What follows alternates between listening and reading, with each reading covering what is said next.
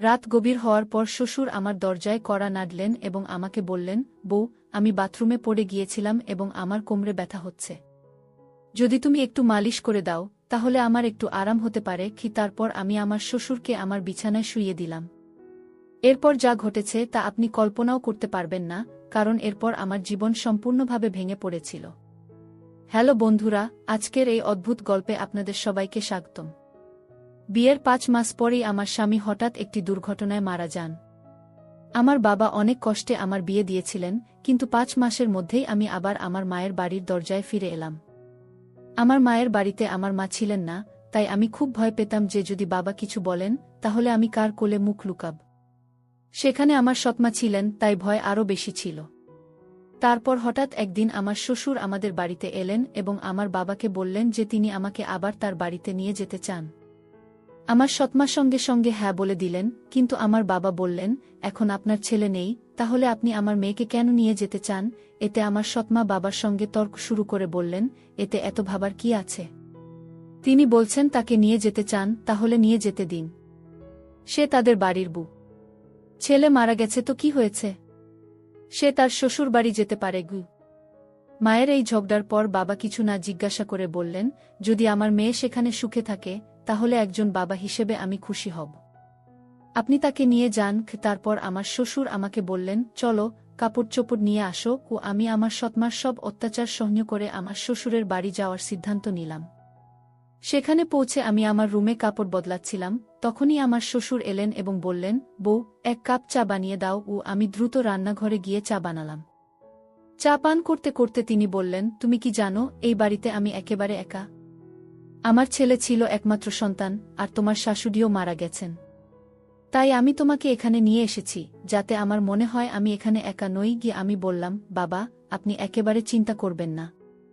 আমি তো আপনার মেয়ের মতো, সবসময় আপনার সঙ্গে থাকব। তারপর আমার শ্বশুর বললেন, আমি জানি তুমি আমার সঙ্গে থাকবে, কারণ তোমার সৎমা তোমাকে মায়ের বাড়িতে কখনো শান্তিতে থাকতে দেবে না। এইভাবে কিছু দিন কেটে গেল। ৬ মাস পর এক রাতে আমি আমার রুমে ঘুমাচ্ছিলাম, তখন দরজায় কড়া নাড়া শুনলাম। আমি বুঝে গেলাম যে এটা আমার শ্বশুরই হবেন, কারণ এই বাড়িতে আমার এবং বাবা ছাড়া আর কেউ নেই। আর রাতের অর্ধেক সময় কে দরজায় কড়া নাড়বে? আমি ভাবলাম হয়তো বাবার কিছু দরকার আছে, তাই দরজা খুলে দিলাম। দরজা খুলতেই আমার শ্বশুর আমাকে ধরে ফেললেন এবং বললেন, বউ, আমি বাথরুমে পড়ে গিয়েছিলাম। আমার খুব ব্যথা হচ্ছে। যদি তুমি একটু মালিশ করে দাও তাহলে আমার একটু আরাম হতে পারে কি। তারপর আমি আমার বাবাকে আমার বিছানায় শুইয়ে দিলাম।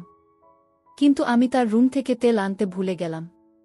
এখন আমার মনে হচ্ছে আমার স্বামী কম বয়সেই আমার সঙ্গে বিয়ে করেছিল এবং আবার এই কম বয়সেই এই দুনিয়া থেকে চলে গেছে। এইসব ভাবতে ভাবতে আমি আমার শ্বশুরের মালিশ করছিলাম এবং দেখছিলাম যে তিনি আমাকে অদ্ভুতভাবে তাকিয়ে আছেন, যা আমাকে আরও ভয় পাইয়ে দিচ্ছিল। তখন আমি বললাম, শ্বশুরজি, কি হয়েছে? আপনার কোনো জায়গায় বেশি আঘাত লেগেছে? ডাক্তার ডাকব? এতে শ্বশুরজি বললেন, না বউ, তুমি শুধু মালিশ করে দাও, এতেই আমার আরাম হচ্ছে কি। তার অদ্ভুত কথা শুনে আমি আরও অস্বস্তি বোধ করতে লাগলাম। তারপর আমি বললাম, শ্বশুরজি, আপনি এখানেই শুয়ে থাকুন। কোমরে ব্যথা নিয়ে আপনি আপনার রুমে কিভাবে যাবেন? আমি আপনার রুমে গিয়ে ঘুমিয়ে যাই। আমার কথা শুনে আমার শ্বশুর বললেন, বউ, এই অবস্থায় তুমি আমাকে একা ফেলে চলে যাবে? যদি রাতে আমার বাথরুমে যেতে হয় তাহলে আমি একা কিভাবে যাব? এ থেকে ভালো যে তুমি এখানেই ঘুমিয়ে পড়ো। কিছু সময় পর আমার শ্বশুর উঠে আমার কাছে এলেন এবং বললেন, বউ, আমি তোমাকে কিছু বলতে চাই। যদি তুমি আমার কথা মানো তাহলেই আমি বলব। তার এই কথা শুনে আমার মন অস্থির হয়ে গেল। আমি চিন্তিত হয়ে বললাম, শ্বশুরজি, আপনি কি বলতে চান? আমার শ্বশুর একটু হেসে বললেন, আজকের রাত আমি তোমার সঙ্গে কাটাতে চাই, কারণ একা একা এখন ভালো লাগে না। আমার ছেলে মারা যাওয়ার পর আমি ভেবেছিলাম আবার বিয়ে করব, কিন্তু তারপর ভেবেছি যে তোমার সৎমা তোমাকে সেই বাড়িতে কখনো শান্তিতে থাকতে দেবে না। তাই আমি তোমাকে এই বাড়িতে নিয়ে এসেছি। তার এই কথা শুনে আমি খুব অস্বস্তি বোধ করলাম, কিন্তু তার কথা প্রতিবাদ করার সাহস পেলাম না। আমি আমার রুমের সোফায় শুয়ে পড়লাম। আমার ঘুম আসছিল না। আমি খুব ভয় পেয়েছিলাম। শ্বশুর বললেন, বউ, মনে হচ্ছে আমি তোমার সাথে কিছু ভুল করিনি। আমি চাই তুমি আমার সাথে বিয়ে করো, যাতে কেউ কিছু বলতে না পারে। তখন আমি হতভম্ব হয়ে বললাম, শ্বশুরজি, আপনি কি বলছেন?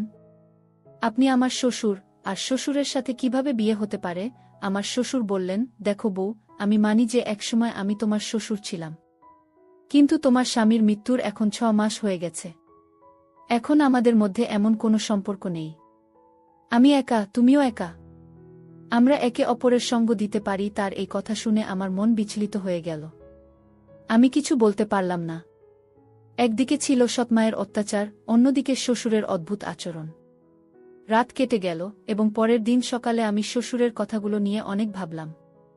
আমার অবস্থা বিশ্লেষণ করলাম। শ্বশুরের প্রস্তাব আমার কাছে অসম্ভব মনে হচ্ছিল, কিন্তু বাস্তবতা আমাকে কিছু সিদ্ধান্ত নিতে বাধ্য করছিল। তখন আমি ভাবলাম, আমি আমার বাবাকে গিয়ে বলবো। কিন্তু এই সব কথা নিজের বাবার সাথে বলার সাহস আমার হলো না, কারণ আমি জানতাম বাবার সাথে কথা বলার পর আমার জীবনে নতুন সমস্যা আসতে পারে। তাই আমি তার কাছে যাইনি। এমনই একদিন সন্ধ্যায় আমার শ্বশুর আবার কথা বলার সুযোগ পেলেন। তিনি বললেন, বউ, আমি তোমার সাথে কিছু ভুল চাইনি। শুধু চাই তুমি আমার জীবনে সুখ আনো। আমি একা থাকতে পারি না। তোমার সাথেই আমার জীবন পূর্ণ হয়। শ্বশুরজির থেকে আবার এই সব কথা শুনে আমি ভিতরে কেঁপে উঠলাম এবং কিছু বলতে পারলাম না। কিছুক্ষণ পর শ্বশুরজি নিজেই বাইরে চলে গেলেন। এমনই করে শ্বশুরবাড়িতে আরও কয়েক মাস কাটানোর পর আমার শ্বশুর এবং আমার মধ্যে একটি অদ্ভুত সম্পর্ক তৈরি হতে লাগল। স্বামীর মৃত্যুর পর আমি ভেবেছিলাম এখন আমি এই দুনিয়ায় একেবারে একা। কিন্তু আমার শ্বশুর আমার প্রতি যে প্রকাশ করেছিলেন তা আমার জীবনকে একটি নতুন দিকে ঘুরিয়ে দিয়েছিল। তার কথাগুলো আমাকে গভীরভাবে নাড়া দিয়েছিল। যখনই আমি ঘুমাতে যেতাম তার কথাগুলো আমাকে অস্থির করত। তিনি বলতেন, আমার সাথে থাকলে তিনি তার একাকিত্ব অনুভব করেন না এবং তিনি চান আমরা দুজনে একটি নতুন জীবন শুরু করি। সেই রাতের কথোপকথনের পর আমি নিজেকে অনেক দ্বিধায় পড়ে পেলাম। মনে অনেক প্রশ্ন উঠছিল, এটা কি ঠিক? এটা কি সমাজের নিয়মের বিরুদ্ধে যাবে না? কিন্তু কোথাও না কোথাও আমার মনে এই কথাও ছিল যে হয়তো আমার শ্বশুর সত্যিই একাকিত্বের সাথে লড়াই করছেন। অনেক ভেবেচিন্তে আমি তার সাথে কথা বলার সিদ্ধান্ত নিলাম। এক রাতে যখন বাড়ির আশেপাশের সবাই ঘুমিয়ে পড়েছিল, আমি শ্বশুরের ঘরের দরজায় টোকা দিলাম। তিনি দরজা খুলে আমাকে দেখে একটু আশ্চর্য হলেন।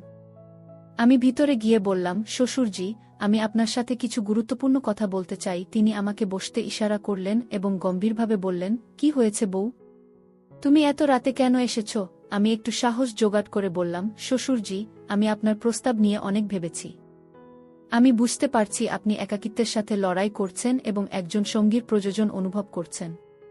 কিন্তু এই সম্পর্কের জন্য একটি শর্ত আছে, আমাদের মধ্যে সবসময় সম্মান এবং ভালোবাসার সম্পর্ক থাকবে। আপনি আমাকে মেয়ের মতো সম্মান দেবেন, আর আমি আপনাকে বাবার মতো সম্মান দেব। তিনি আমার কথা মন দিয়ে শুনলেন এবং কিছুক্ষণ পর বললেন, আমি তোমার শর্ত মেনে নিচ্ছি। তোমার সম্মান সবসময় বজায় রাখব। তার এই কথা শুনে আমার হৃদয়ের বোঝা একটু হালকা হয়ে গেল। আমি তাকে আমার সম্মতি দিলাম।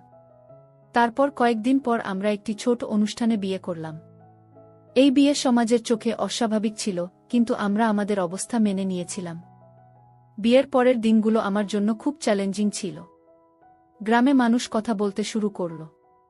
আত্মীয়-স্বজন আমাদের থেকে দূরত্ব বজায় করতে শুরু করল। কিন্তু আমরা এই সবের পরোয়া না করে আমাদের জীবন এগিয়ে নেওয়ার সিদ্ধান্ত নিলাম। আমাদের সম্পর্কে ধীরে ধীরে ভালোবাসা এবং বোঝাপড়া বাড়তে লাগল। শ্বশুরবাড়িতে যেখানে আগে আমি নিজেকে অস্বস্তি বোধ করতাম, এখন সেই বাড়ি আমার নিজের মতো লাগতে শুরু করল। শ্বশুর আমার জন্য সব সম্ভব চেষ্টা করতেন যাতে আমি সুখে থাকি। তিনি আমার ছোটবড় সব প্রয়োজন মেটাতেন এবং সব ইচ্ছা পূরণ করতেন। তিনি প্রতিদিন আমার জন্য কিছু না কিছু বিশেষ করার চেষ্টা করতেন, কখনো আমার পছন্দের খাবার আনতেন, কখনো আমার জন্য নতুন শাড়ি কিনতেন। ধীরে ধীরে আমিও তার প্রতি এক ভিন্ন ধরনের সম্মান বোধ করতে শুরু করলাম। আমরা দুজনে মিলে একটি নতুন জীবন শুরু করলাম। শ্বশুর এখন আমার জীবনের একটি অবিচ্ছেদ্য অংশ হয়ে গেছেন। আমাদের মধ্যে সম্পর্ক এখন শুধু শ্বশুর বউয়ের নয়, বরং দুটি হৃদয়ের একটি শক্ত বন্ধনে পরিণত হয়েছে। তিনি আমাকে সবসময় সাহায্য করতেন, যখনই আমার তার প্রয়োজন হতো। তারা আমাকে আবার হাসতে শিখিয়েছিল, জীবনকে নতুন দৃষ্টিকোণ থেকে দেখতে শিখিয়েছিল। বিয়ের কয়েক মাস পর আমি অনুভব করলাম যে আমাদের মধ্যে এই নতুন সম্পর্ক আমাকে একটি নতুন দিক দিচ্ছে। আমরা একসাথে অনেক কঠিন পরিস্থিতির মুখোমুখি হয়েছি এবং প্রতিবার একে অপরের পাশে দাঁড়িয়েছি। শ্বশুরের সাথে আমার এই নতুন সম্পর্ক আমাকে জীবনের অনেক নতুন দিক দেখিয়েছে। তারা আমাকে এই অনুভূতি দিয়েছে যে জীবনে যদি সঙ্গী সঠিক হয়, তবে কোনো সমস্যাই এত বড় নয় যে তা অতিক্রম করা যায় না। সমাজের দৃষ্টিতে আমরা অনেক কিছু সহ্য করেছি, কিন্তু আমরা কখনো আমাদের সিদ্ধান্তে আফসোস করিনি। আমাদের সম্পর্কে ধীরে ধীরে এক নতুন ধরনের ভালোবাসা ও সম্মান জন্ম নিতে শুরু করেছিল। তাদের সাথে কাটানো প্রতিটি মুহূর্ত আমাকে কিছু নতুন শিখিয়েছে এবং আমি উপলব্ধি করেছি যে কখনো কখনো জীবন আমাদের এমন মুহূর্তে নিয়ে আসে যেখানে আমাদের সিদ্ধান্তগুলি পুনর্বিবেচনা করতে হয়। আজ আমি আমার শ্বশুরের সাথে একটি নতুন জীবন যাপন করছি। আমাদের মধ্যে ভালোবাসা ও সম্মান আগের চেয়েও আরও শক্তিশালী হয়ে উঠেছে। তিনি আমার জীবনের সবচেয়ে গুরুত্বপূর্ণ ব্যক্তিতে পরিণত হয়েছেন। তাদের সাথে কাটানো প্রতিটি মুহূর্ত আমাকে শিখিয়েছে যে জীবনে যতই সমস্যা আসুক না কেন, যদি আমাদের সঠিক সঙ্গী থাকে তবে আমরা প্রতিটি সমস্যার মুখোমুখি হতে পারি। এইভাবে আমাদের মধ্যে সম্পর্ক ধীরে ধীরে আরও গভীর হতে থাকে। তাদের সাথে কাটানো প্রতিটি মুহূর্ত আমাকে শিখিয়েছে কিভাবে জীবনকে নতুন করে বাঁচতে হয়। আমরা একসাথে আমাদের জীবনের প্রতিটি চ্যালেঞ্জের মুখোমুখি হয়েছি এবং প্রতিবার জয়লাভ করেছি। এখন আমাদের মধ্যে এই নতুন সম্পর্ক আমাকে একটি নতুন জীবনের স্বপ্ন দেখাতে শুরু করেছে। তাই বন্ধুরা, এটা ছিল আমাদের আজকের ছোট্ট গল্প।